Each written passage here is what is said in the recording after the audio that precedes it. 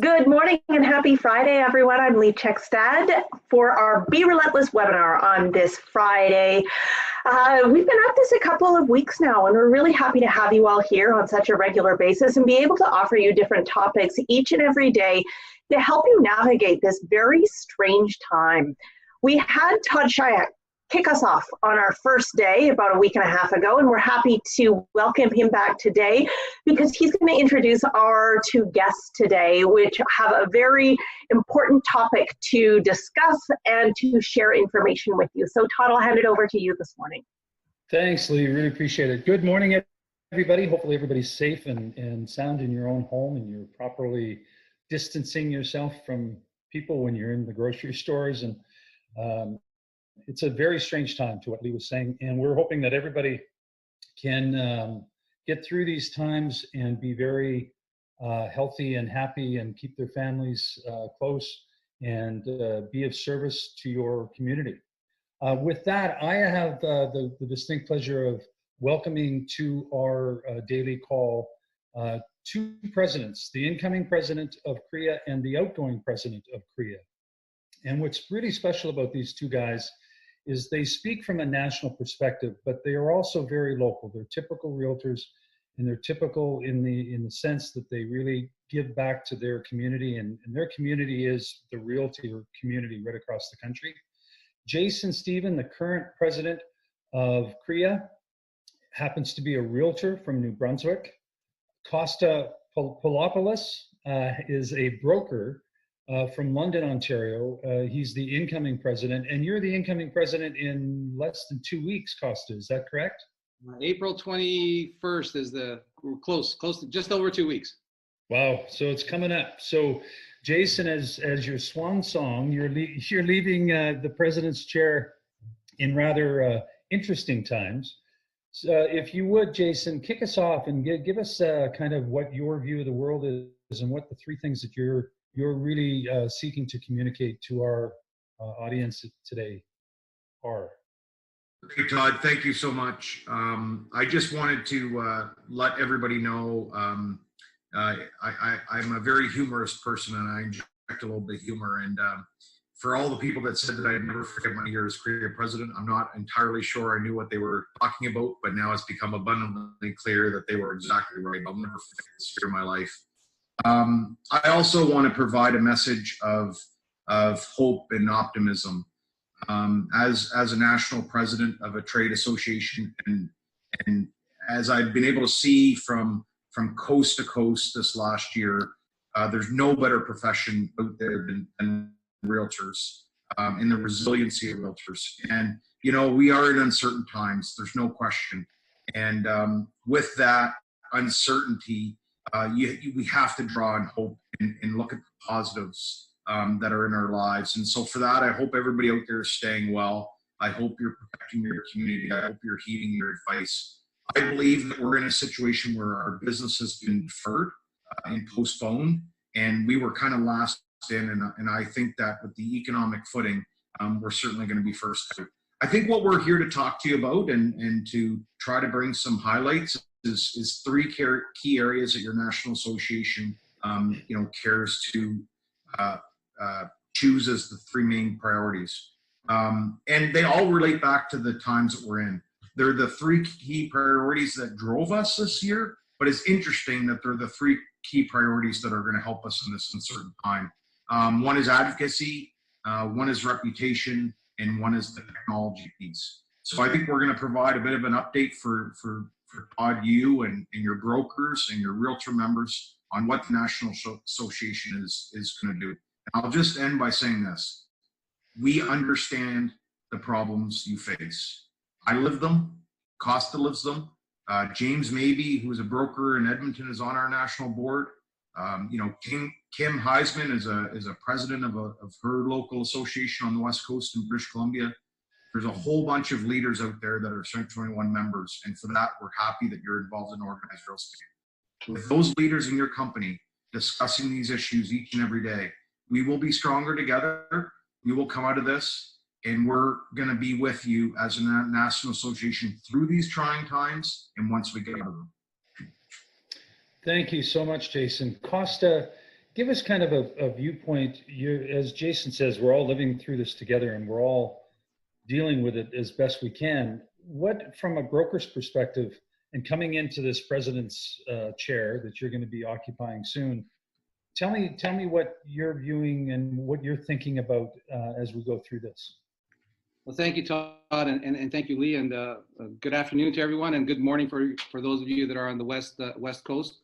You know what? Thanks for this opportunity for both Jason and I to sort of engage you and to share where we're at and to share our perspectives and what we're thinking and how we're going to do our best to help mitigate through this crazy crisis pandemic that we're all faced right now with. You know, a month ago we were all feeling okay. We were doing okay the beginning of the year, and then within a month, COVID-19 comes out, and the whole picture changed. It brought a lot of fear throughout the industry and in our personal lives. And you know what?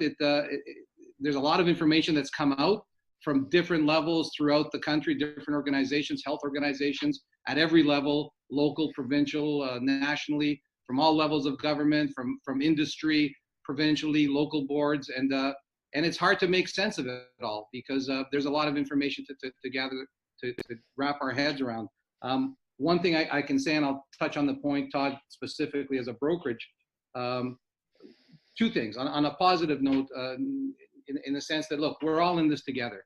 First of all, I want to commend, Todd, you and your leadership team for putting together these types of venues and forums for your network. I think it's quite commendable as leaders that you're doing this and you're keeping that engagement going and having that communication level. So as a brokerage myself, again, in London, Ontario, I'm going to say that we're all living this. It doesn't matter what brand we are. It doesn't matter what brokerage we are. We're all equals in this. This is the one time where we're equals, and we actually have to pool together, and we have pooled together. I can tell from personal experiences in the London area. You've got some great leaders in London with Vito Campanelli and his team, and throughout Canada. There's so many people that are in the Century 21 network that we work closely with that are leaders, and not just the broker owners as yourselves, but even down to the level of the actual practitioners that are leading the way and setting examples with their clients and customers. So, you know, the concerns that we would have, that I would have specifically as a brokerage,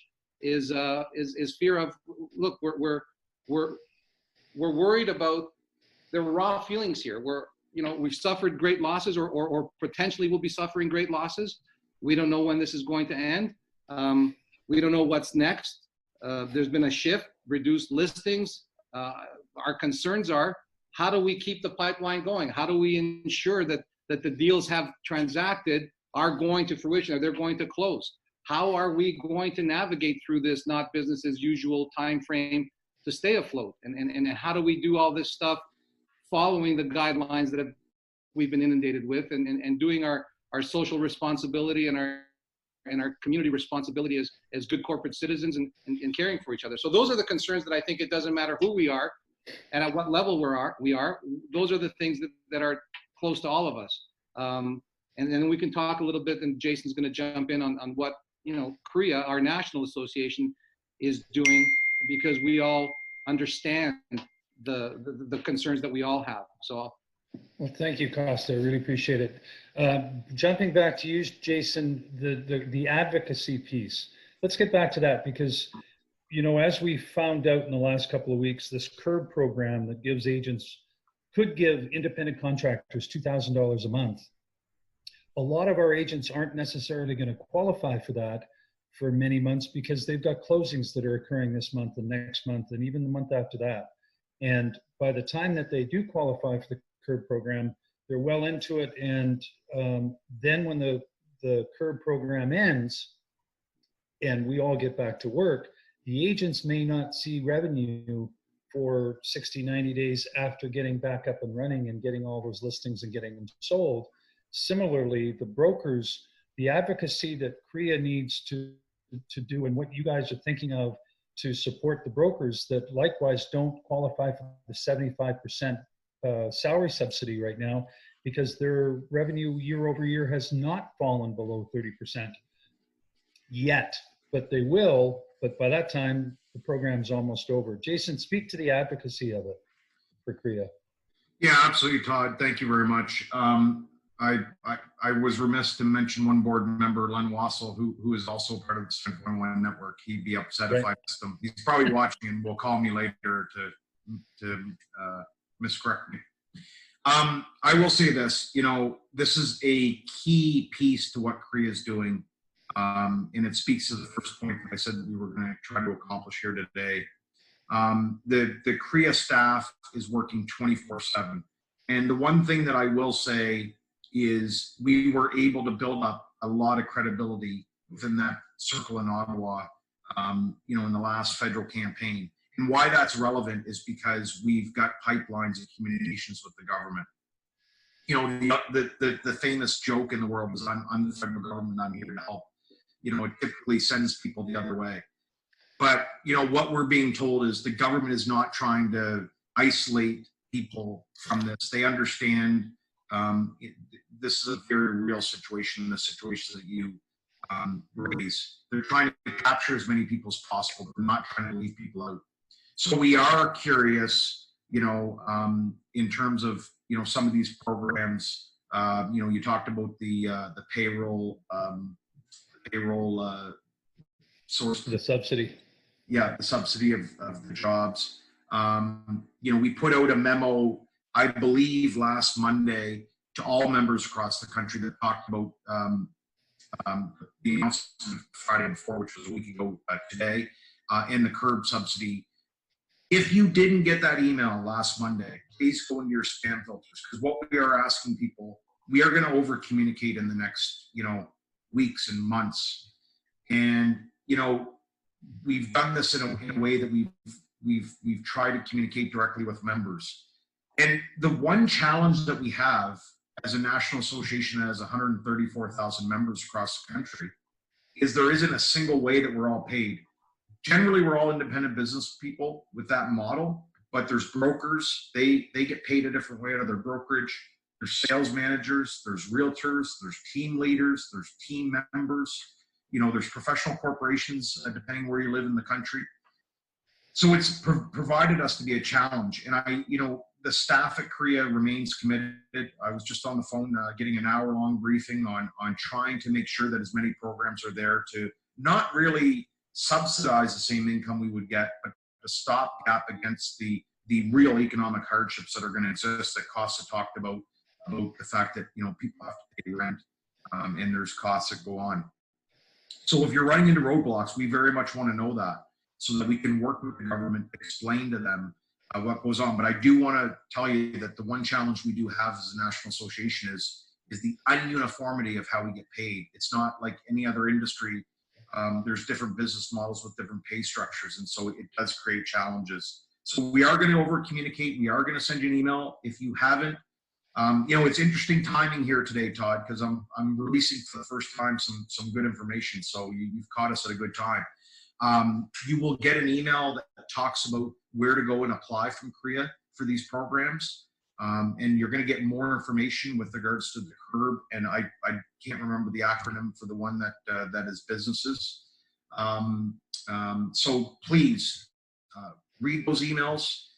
If you're not getting an email today, or if you didn't get an email last Monday, later in the afternoon in Eastern, or probably somewhere in the mid-afternoon in the West Coast, and go into your spam filters, because there's going to be many more to come. The only other thing that I would patch on before I toss into Costa is the CURB program is going to be, from what we know, is going to be income loss between March 15th and October the 3rd. And with an application deadline of December the 3rd. So we feel like that one's probably going to overlap. We do understand your gappage in the second announcement, and we are continuing to work with government. But Costa, you want to jump in? Yeah, thank you, Jason. And Todd, just to sort of elaborate and just to build upon what Jason just shared is, we totally get it. I'll speak from a brokerage perspective and from a national perspective. You're right in what you said at the onset, Todd.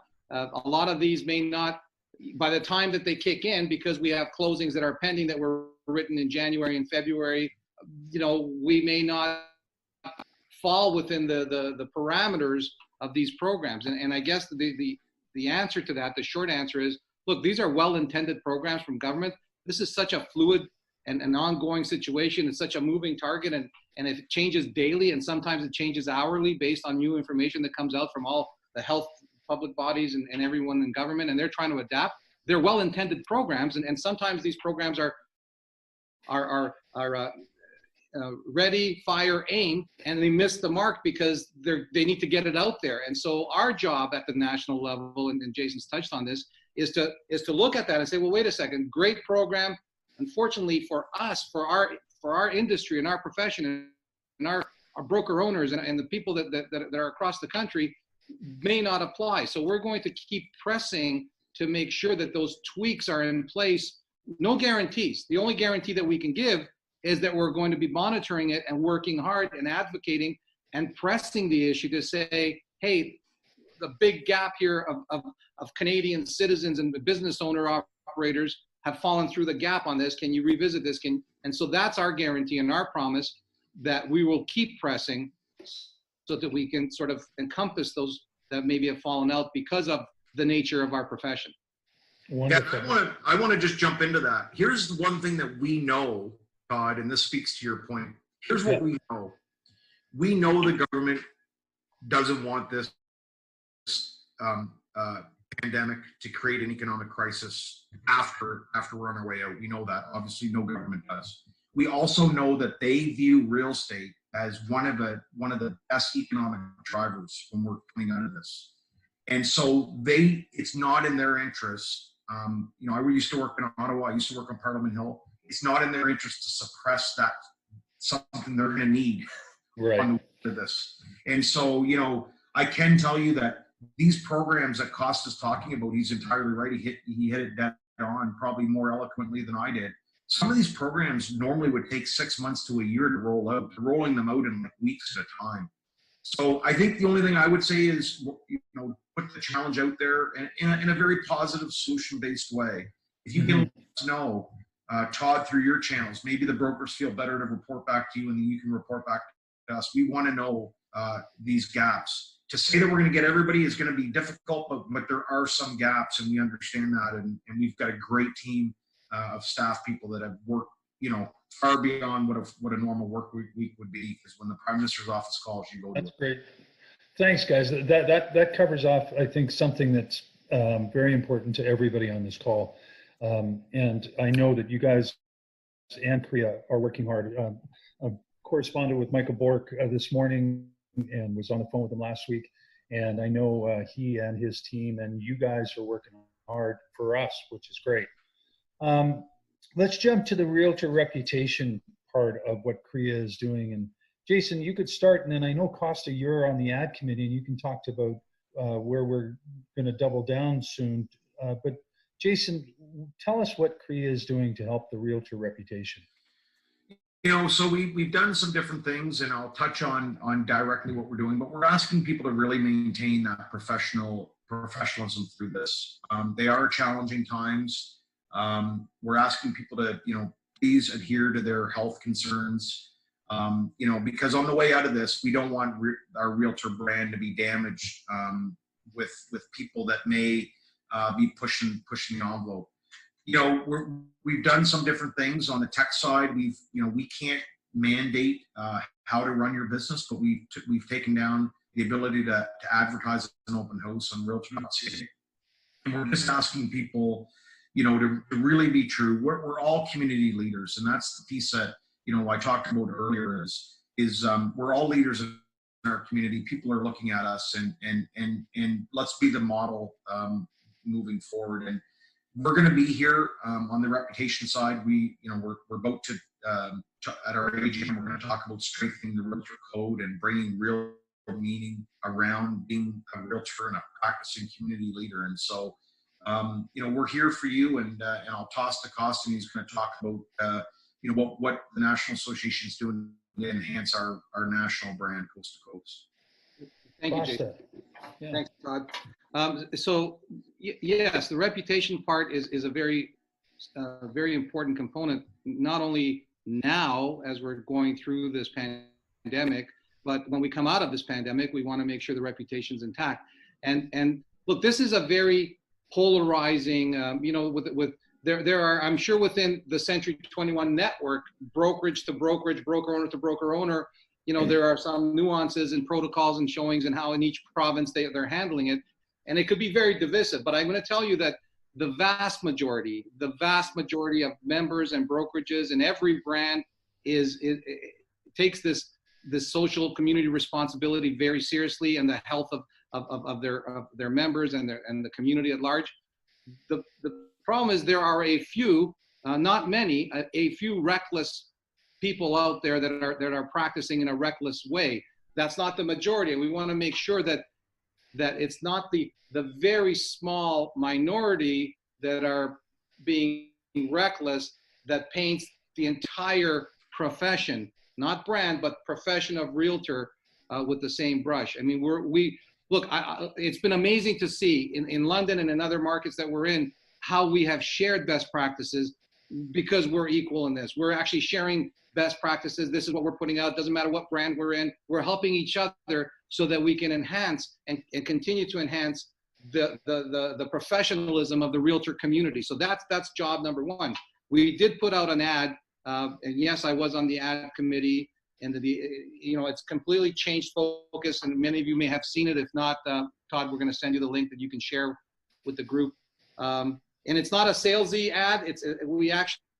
We ran it for 7 days, and the rationale behind it was, this just broke, the pandemic broke, the state of emergencies throughout the provinces in the country were coming on, and we had we ran them for 7 days only because if we didn't run them for 7 days, and they're not salesy, there's a bit of humor to them. It's the one with the dollhouse and the dog, and they're actually okay.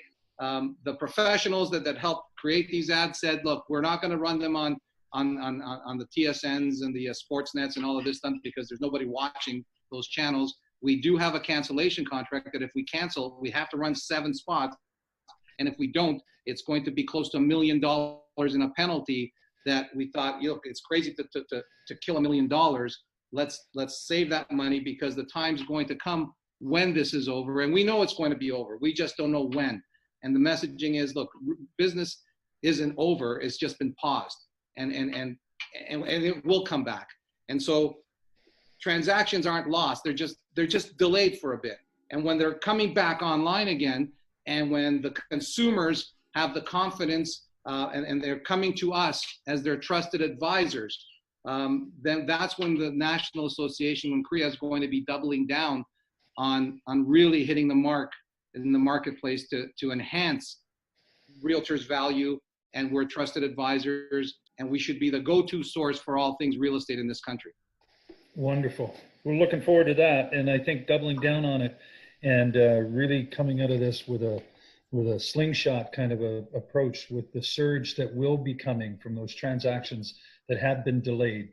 Many of them have not been canceled. Many of them will just simply be delayed. Let's go on to the last piece, Jason, the technology side. Tell us what you're doing with Realtor.ca and what we can expect going forward. Yeah, so that's a great question. We actually, as I said in my last piece, we pulled down physical open houses, and so what we've done, and happy to announce, probably for the first time publicly, our board made a decision to pull down open house advertising. Some boards and associations across the country had asked us. We didn't have a policy, so we pulled it down.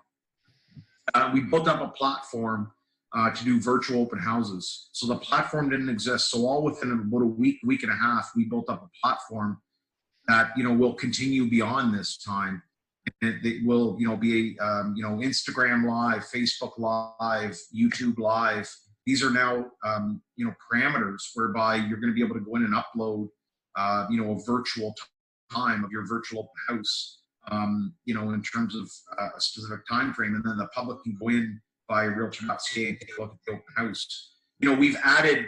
It's interesting that we got into this space because prior to this pandemic, we added more virtual companies, than ever before that correlated to Realtor.ca. But now this virtual open house piece is one that we're really excited to. So, I think it's going to be somewhere the first of next week. You look for a notice from your board and association and or CREA talking about the ability to upload a virtual open house to realtor.ca. And, it's one of these things that we saw an opportunity to support our members through the adaptation of technology that wasn't really there. And we're really excited about this platform. And if there's one website that I would encourage you, that if you've not been, it's member.realtor.ca, and it's your normal logins from your board and association, and that's going to be the front piece that will go on. And I'm sure, Todd, when we flip this note, I'll flip it to you so you can communicate with your brokers and your salespeople. But it's going to be a unique way for us to possibly allow some sort of pipeline to exist. As Costa said, it's not going to be business as usual, but it would be here's what we do know. We know that there is an essential need for some people to have the dealings with the realtor. Right. Most provinces in Canada, realtors in real estate, not just realtors, but real estate has been deemed as an essential need. Mostly realtors and lawyers and bankers. And because what governments have learned along the way, with the exception of the only province I'm aware that wasn't done was Quebec, and in fact they had notaries. What the government has realized is there are some people that really are in a need.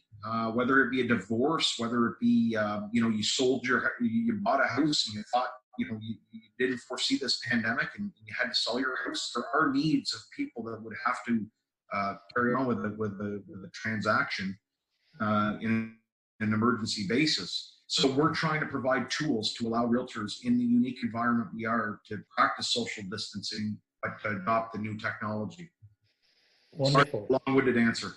No, that's a great answer, and I think that's a pretty solid way to respond to this pandemic, to turn around some new technology and new tools for agents to continue to do business within a week and a half. That was laudable for sure.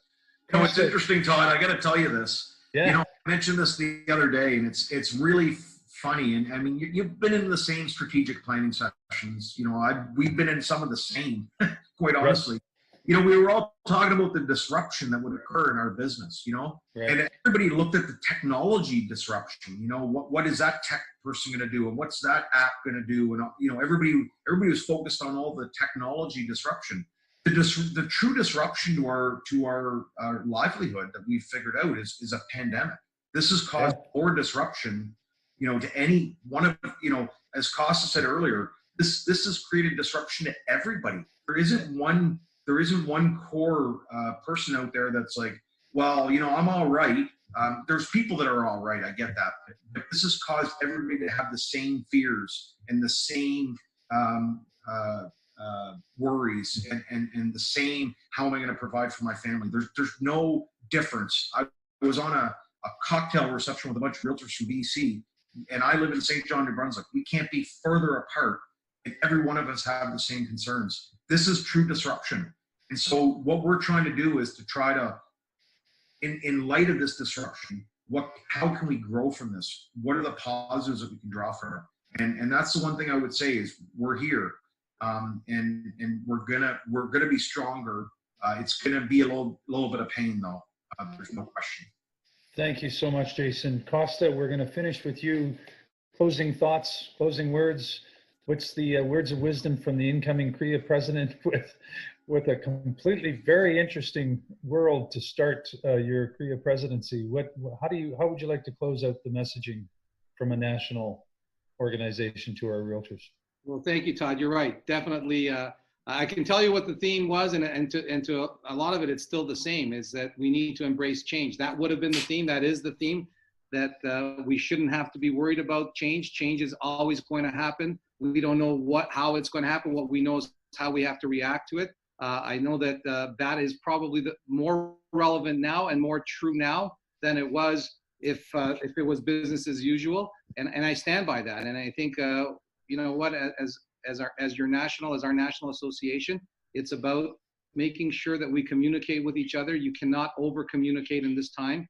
with both all of our members, realtors on the streets, with our local associations, with our provincial associations, with our broker owners, because they are fundamental to this, and the survival of brokerages is key. We need to supply and provide guidance and whatever assistance we can do it. If it's not monetarily, even advocating to say, look, we need this, as we've touched on before. So that's going to be the messaging: is we need to stay firm together on this. We will overcome this. We need to communicate with each other and strategize so that the realtor community remains strong and strengthens throughout this crisis when we're done with it, and that we are the trusted advisors in this country when it comes to all things real estate, that we are the go-to source for real estate. And so that's going to involve a lot of communicating back and forth. It's going to involve a lot of these types of engagements with your leaders in the trenches, with the members that are in the trenches, coming back up from the ground up with recommendations and how do we make this better. And that's going to be the messaging, that we're going to stay strong. We're going to do it together. We're going to come out okay. It's not business end. It's pause, and let's hit the ground running when this thing starts, because there will be a surge. We believe that, and I'm sure that a lot of the people on this call have the same insight on that. Thank you so much, Costa. We've got a couple questions. So before you guys go, I'm going to turn this over to our the group that are watching this on Facebook Live. Tassis has a question, and I know we probably don't know the answer to this yet, but I'll throw it out to you guys. The $2,000 per program, are you guys lobbying to try to classify that lost income based on when the deals were written or when they get closed and paid? Yeah, that's a question I could expand on. For us, we have asked for a clarification. We're waiting for the official answer. If I was forced into a corner that had to answer that question, I'd have to go with the closed and paid. But we are searching for clarifications, because as Todd, as you understand, the real estate pipeline is months work, pay, months down the road.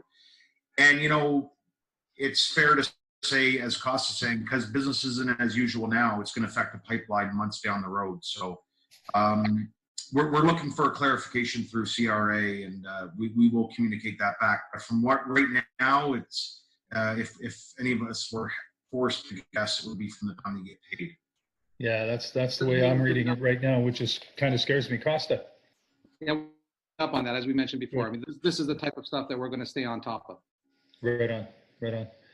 And are there any more questions, Lee?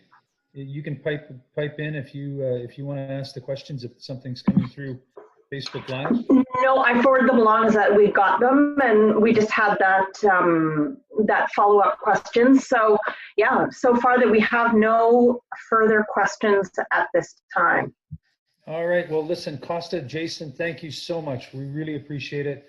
I know you guys are giving back to your community of realtors with your volunteering to be CREA president. And I know it typically would involve a lot of travel, probably not for a few more months, but we look forward to seeing you guys both in person soon. And again, thank you very much. Lee, do you want to close it off? I sure will. Thank you, Todd. Thank you also to Costa and Jason for the information that you shared today. For everyone else, thank you once again for joining us for this week of webinars. We will be back here on Monday at the same time.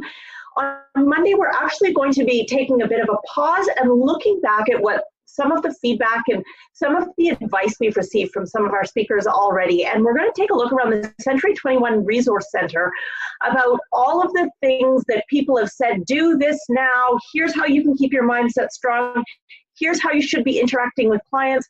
So we're going to show you the Century 21 tools that will help you take and apply that advice. Chloe Ernst will be here from Century 21 Canada. So we'll do a little bit of a review of all the things that our presenters have said and then show you how to apply that with Century 21 tools. That will be Monday. Throughout the rest of the week, we have someone from the Canadian Franchise Association. We have Doug Thompson joining us to talk about listing presentations. And then on Thursday, David Greenspan will be with us to talk about building mind share during a crisis. We won't have one next Friday because it is Good Friday, but we do have 4 great webinars lined up for next week. Thank you so much all for joining us. I hope you enjoy the rest of your Friday, and have a great weekend. Bye-bye.